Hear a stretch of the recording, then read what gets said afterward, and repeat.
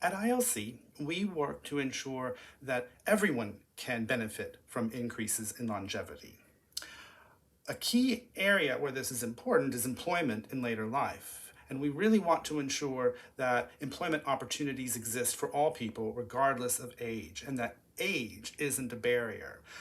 I've worked on the topic of employment in later life for well over 14 years, and we know that ageism remains a significant barrier, whether it's in terms of recruitment, retention, or retraining.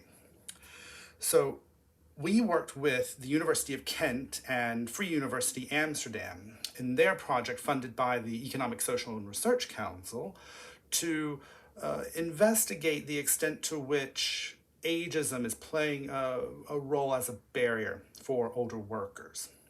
Now, the key innovation or the key insight really from the project was that it looks at the concept of internalized ageism. So the extent to which older workers themselves modify their labor market behavior because of their own assumptions and stereotypes related to age.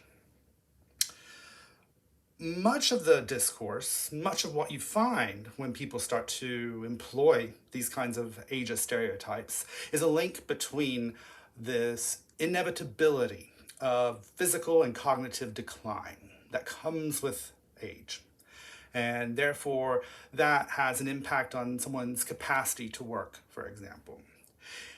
Conceptually, this links us to ableism and that sort of application of stereotypes and discrimination on people living with disabilities.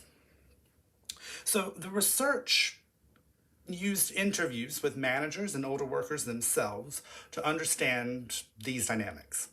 And the findings reinforce some of what we already know, that ageist attitudes and stereotypes are being applied fairly commonly amongst organizations. But it also found that internalized ageism plays a role, particularly with respect to training, where older workers themselves say things like, "I'm too old to be trained."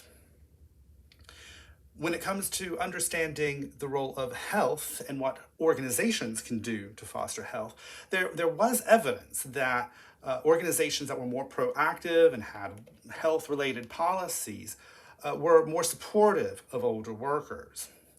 But what the research really points us toward is that if we want to make the most of fuller working lives, if we want to enable people to find work opportunities as they age, we're going to have to do more to understand the extent to which both ageism and ableism overlap and are internalized by people themselves, so that we can draw on lessons to encourage and motivate older workers to engage in development activities.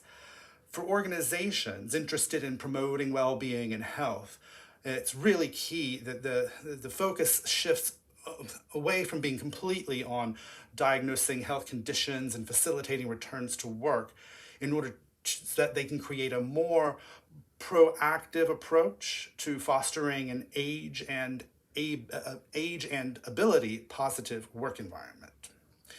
For more on this research, you can check out the links below. There's a report, summary articles, and link to the video from an event on the subject that we held in January.